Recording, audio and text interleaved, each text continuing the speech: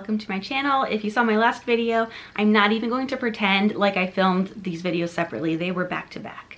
So in my last video, I talked about the reasons why I'm switching from paper planning to digital for the school year. And today I'm going to share a tour and tutorial of my digital planner that I created for secondary teachers. If you hear any background noise, I apologize. My cat has rediscovered her toys. She's 12 years old now, so if she still has the energy to play, then God bless her. I'm gonna just go with it, so sorry for any like jingling bell noises or thumps that you hear during this video. So the planner that I created, I made specifically with the GoodNotes app in mind, but it would work with any other PDF annotation app, even if you're on like a tablet or something else. But you would need like an Apple Pencil or a stylus to go along with it. So I'm using GoodNotes 5, which is the newest version. I actually very recently upgraded. I liked 4 and I didn't listen to them when they told me to upgrade for free. So I just bought GoodNotes 5 recently. So if it takes me a second to find something, just bear with me. This iPad is, I don't know what number the size is, but it's like the original iPad size, because they also have the mini that they came out with, and they have the iPad Pro. So this is like the medium sized one. And then I have the Apple Pencil. I think they came out with the 2nd generation Apple Pencil. I don't know which generation my pencil is. I don't know which generation the iPad is. It was the one that came out in 2018, if that helps. So that's what I have. And again, there's other apps that you could use instead of GoodNotes, like Notability works really well. That would be my second favorite. And then there's other apps out there I'm sure I've never heard of before where this will still work. It's as long as it allows you to mark up a PDF. You should be good to go. So without further ado, let's check this out. I apologize that this is a little dark looking, but really we're just focused on the screen anyway. I tried playing with a ring light, it just was not worth it. So when I open up the GoodNotes app, I either see the last thing that I was working on or an overview of what I have in here.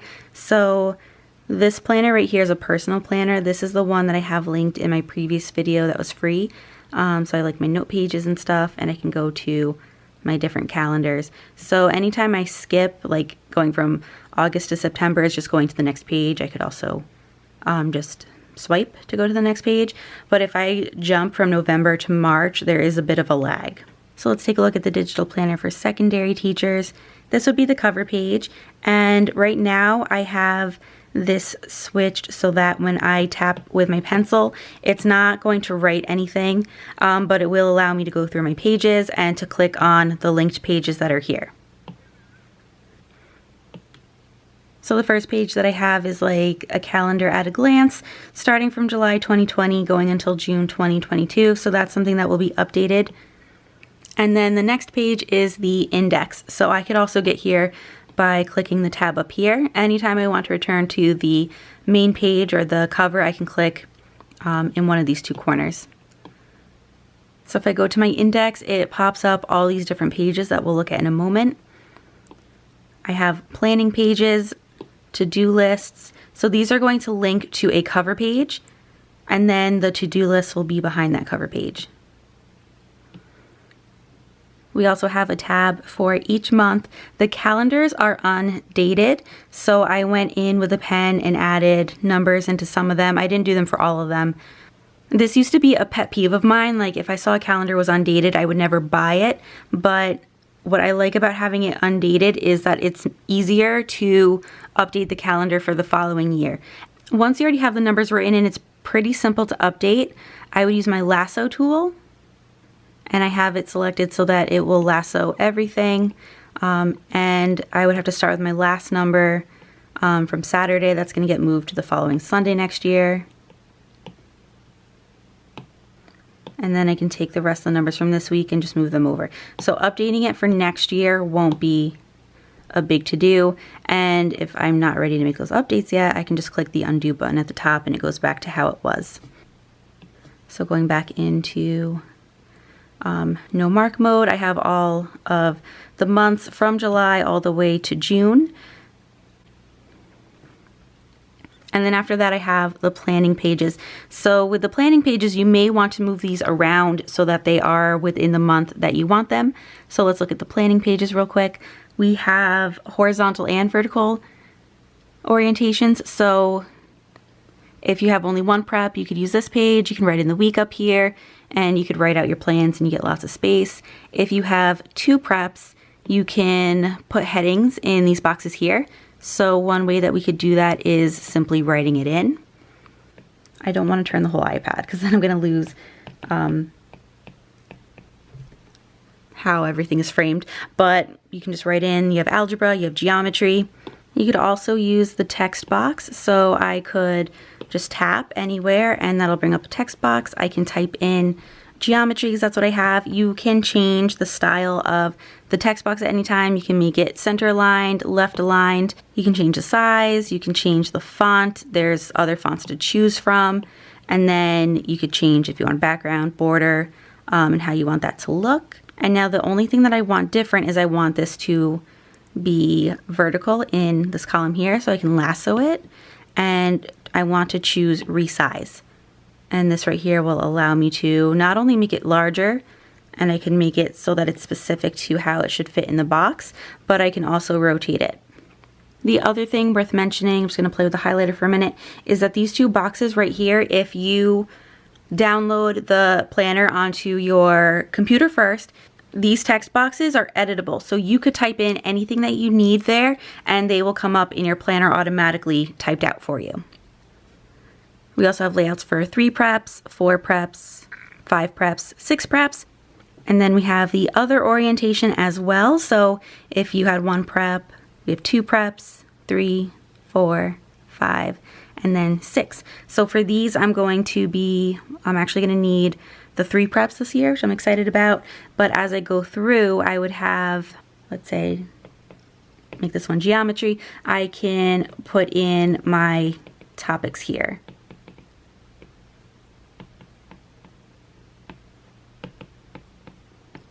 And so I would have all that, and then I'd have for my other geometry class, and then I'd have my pre-calc class. So I'm gonna have them all on one page instead of having multiple calendars like I was having before. So now if you want to copy this page in particular, because that's what fits your needs, you can go up here to add a page, and you can choose the current template. And this one was set to add after, so it added this one afterward. Now if I want to move this into, let's say, September, I can go up, I clicked up here with these 4 squares, so it shows me a thumbnail view of everything that's in the planner. So this was the page I want to move. I can just click it and drag it. Don't go all the way to the side because it opens up a separate thing, but I can click it and drag it so that it goes to September, if it lets me.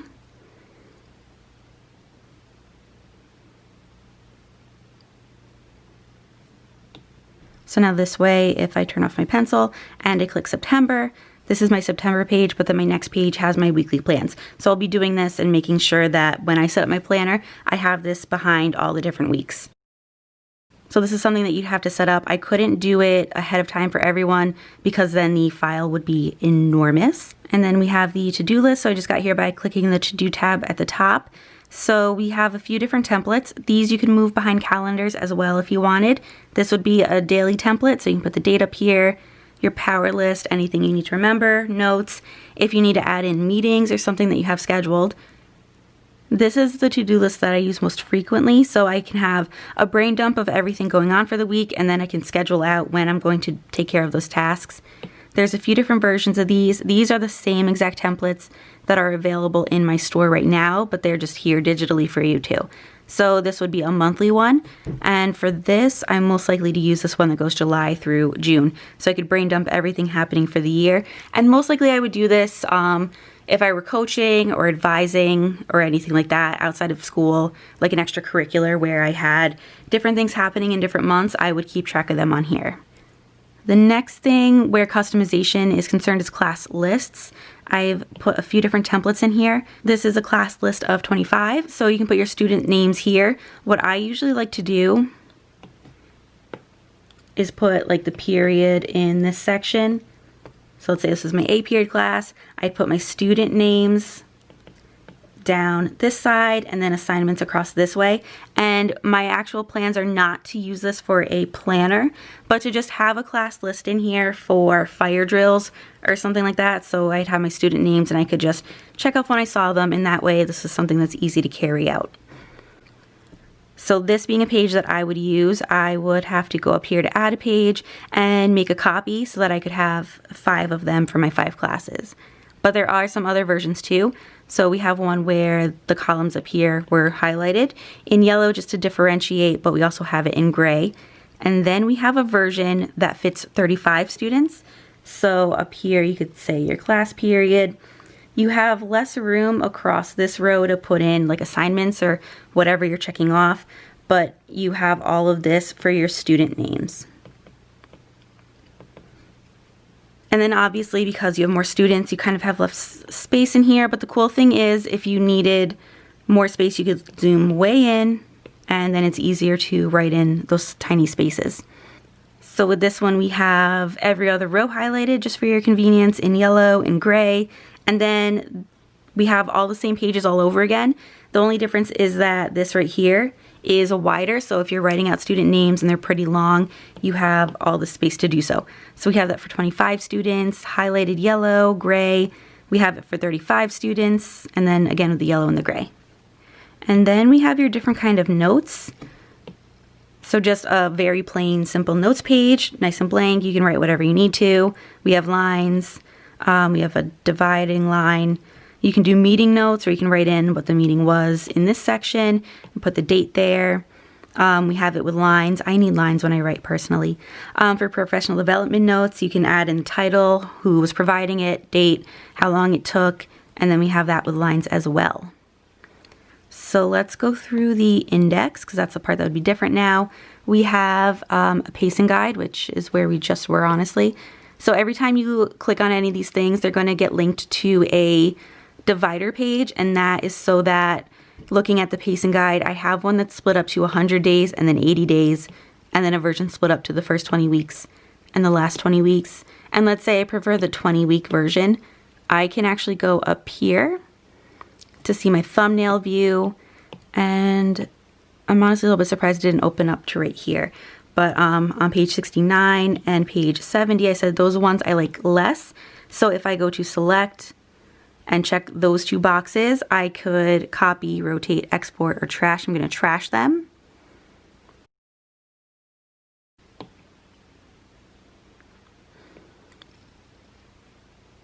So now when I go to pacing guide, I'm going to those 2 pages.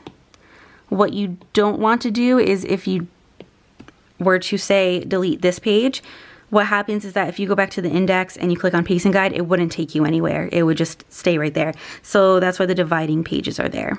We also have a long-term planner. This one's just kind of simple, straightforward. You could add in like your units. So I could say this is unit 1, and I'll put all my ideas for unit 1 in this box, and then I can make this unit 2 and put all my ideas here. This page, these top parts where the headings go, they are editable in the PDF form if you download it to your computer first. So back to the index, I also have seating charts. So we have our divider page. You can use a grid. There's a grid in gray, which is my personal preference. I feel like it's easier to look at. And then we have just a plain blank page. So when you go to do a seating chart, I highly recommend using the shapes tool that's up here. And so that way when I go to draw a shape, it's going to automatically make my lines look a little bit straighter. So let's say that's a rectangle I made to represent a desk. I can take my lasso tool, circle it, click on it, and then I can copy. And then I can just press down anywhere and paste. So now I have another desk. My desks are arranged in tables, so I'm just gonna show what that looks like. Trying to be a little bit too perfect here. My tables are in groups of 4, so let's say I copy those 2, put together, paste, and now I have a table of 4. So I can do the whole thing again, copy the 4, paste, and now I have another table. Actually, I could drag it when it pastes as well. And I could rotate these if I needed to. I could resize them. And then here's what I really love. So let's say I'm working on my seating chart. Okay, so I found some quick short names. If I wanted to move Brian to a different table because he's been a troublemaker, I can just circle his name and move it over, but try not to miss any letters. The one thing I don't want to do is make a huge circle, because if I include the box with it, the whole desk is going to move. So if we're going to move Dan, we have to just circle his name. And so this is how I've been doing seating charts for like the past 2 years, and it's so much easier. After that first day where you write down all your students' names, you can just circle and drag, circle and drag. So back to the index. After seating charts, we have the IEP and 504 modifications and accommodations. So this is based on a form that I have in my TPT store that I love and use every year. This part up here is editable in PDF. If you open this in your computer first, you can type in your most common modifications. You also are able to type in your student names that way, and you can go through after that and just check off if a student gets certain accommodations or what have you. The next page is the same, but it's for any like class accommodations that students get. Back to the index, we have a communication log. So communication log looks like this. This one I anticipate needing more than one of these, so I definitely would add a page.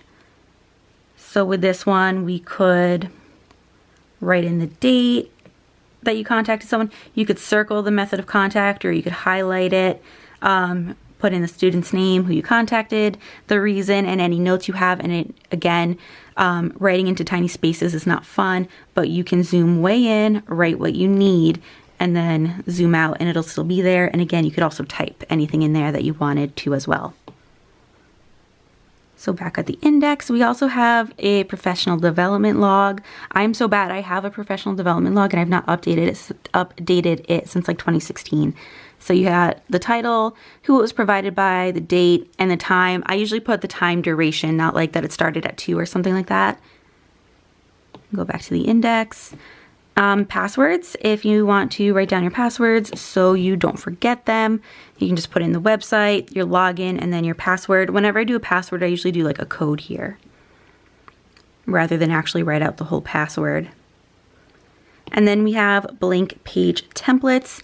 So we have just a blank page. So you could add anything else to this. Like I keep a scope and sequence in my old paper planner. And if I want to continue to have a scope and sequence, I would screenshot what that looked like and I could add it to this page, which I'll show you how to do that in a moment. There's line pages, grid, grid and gray. So anytime you need like a blank page, you can just take one of these and you could click add a page. And then even when you go to the thumbnail view, I have number 7 highlighted. I could select and I can make a copy. Now if I'm doing it in the thumbnails, after I make a copy, I could go down to the bottom and right here where it says add a page, I could click paste a page. Also, when you're in thumbnail view, if you wanted to reorder anything, if you wanted the calendar pages toward the back, you could do that as well. You can move anything around to anywhere you want that makes sense for you. This is why I love digital planning. It's so much easier to just change things up to what you need. So let's look at the one page we didn't get to yet. This one I just put in because I always keep my district calendar in my planner. So what I did previously was I went to the email where my school sent out our district calendar and I took a screenshot of it, and now I have a picture of it. So if I click on picture, up in here I get pictures from my camera roll that pop up. My district calendar is the first one there, and so I'm just going to resize it and just add it onto this page. And this is what I plan to do with my scope and sequence and anything else that I want to add into my planner. So now it's there, and to do that I just went to the picture tab and then clicked on the picture that I wanted. We could also add pictures that way too. And then also, just because we didn't get to it, this I couldn't find before and I wanted to. It's like a laser pointer, which is really cool for presentations. Like if you were to use GoodNotes in the fall for distance learning. Where's the other thing? The camera, it could take pictures if you wanted it to, which I don't because it's just gonna show this camera. So I think we went over everything. You have your highlighter there, the eraser, The pen, you could add more stuff with your pen. I changed the pen colors to be like my favorite colors. So you can go to custom down here and change it that way. You can edit this and change that up. You can also change the size of your pen, so you can have it skinnier, and then you could actually, if you click on this and bring this up, you can change the size of the pen. So you can get different thicknesses. I love GoodNotes overall. I feel like it's very easy and simple to use. And for GoodNotes 5, they added this feature where I could open a new window and have 2 windows open simultaneously and just kind of look at different things in the 2 different windows. So the last thing, because there are so many pages, what you could do, let's say this is my current week and I want to keep track of it, I can add a bookmark to it so that it's easier to find. If I go to thumbnails, it pops up with the little red bookmark on it. You could also add bookmarks on the thumbnails themselves by just looking for where it's like a shadow right there and fill it in by clicking. So now if I do go to the thumbnails and I click on favorites, that pops up right there, so it's easy to find that way as well. There is honestly a lot you could do with GoodNotes, and some of it you have to play with it to figure it out. But overall I find it's easy to use and it has a wide range of capabilities, which is why I love it so much. So that was a tour and tutorial of this digital planner. If you have any questions, please leave them in the comments below. And as always, thanks for watching.